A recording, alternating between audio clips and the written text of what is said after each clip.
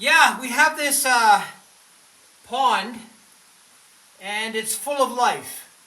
And what I want to talk about is the origin of life. And we have something very, very wrong with the origin of life. And that is that we need companionship, or many of one species, or a variety of species to keep this ecosystem or this experiment alive. Is you need many things to make up this type of environment. So if you had one species growing inside this tank and it was the first thing alive ever, it wouldn't grow, it wouldn't survive, it couldn't reproduce. You need a complete ecosystem to start any type of life. It can't be singular, it has to be plural. It has to have so much energy in it. It has to have so many different microorganisms. It has to have bugs on top of the water. So when somebody says they're going to create life, it's completely impossible. They need to create biospheres. They need to create entire environments. Singularity doesn't work even in a hot, nice, warm pool like this. Life cannot start or exist in singular fashion. Anywhere around you, if you look, it's always plurality. And life started complete and organized and diverse. Otherwise, there's no chance of it surviving. You need to reproduce. You need to have food. You need to have the ability to continue on growing. And the only way to do that is if there's 10,000 different living organisms in a pond like this. And that is what creates life, is that diversity. It keeps life alive, and it makes everything possible.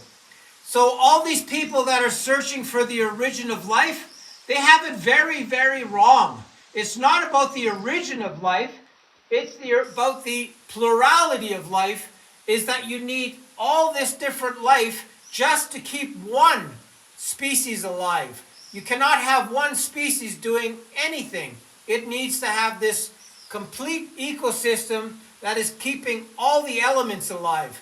So life had to be created in such a way that it started with plurality. It didn't start singular. It had to have all this life inside a confined ecosystem.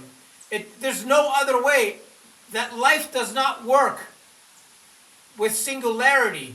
So what that means to me is that the origin of life was completely based on plurality. Yeah, so even if you talk about the Miller-Urey experiment, where they had all these ideal conditions to create some type of a living single-cell slime, or whatever you want to call it. The problem with that is, so let's say you have a single organism that was created and it starts to live. How does it reproduce? What does it eat? How does it fit into the ecosystem that it lives in? How does it stay alive? And the problem with that is the only way life can stay alive is if it is in a plural system where there is food waiting for it, there is nutrients waiting for it, whatever it may be. It has to be available the moment that organism is created. That maintaining of life is an even bigger issue than the origin of life. How do you keep life alive? How do you keep all the components alive to make life long enough for them to make life? None of that works. None of it works. There has to be an intellectual being that is helping life create a network of life to allow life to stay alive and to do what it needs to do. So that plurality is the problem. Even with the Miller-Urey experiment, they have no plurality in that system. There is nothing there that will keep life alive. Even if they were capable of creating the first life, it still does nothing because they can't keep it alive. There's nothing there for it to eat. It can't reproduce. These simple organisms, they reproduce very quickly, very efficiently. And they need to have the partner. They need to have the resources, the food. They need to have everything in place just to survive 1 hour. And that's the problem with the origin of life. They cannot get past the plurality of the problem.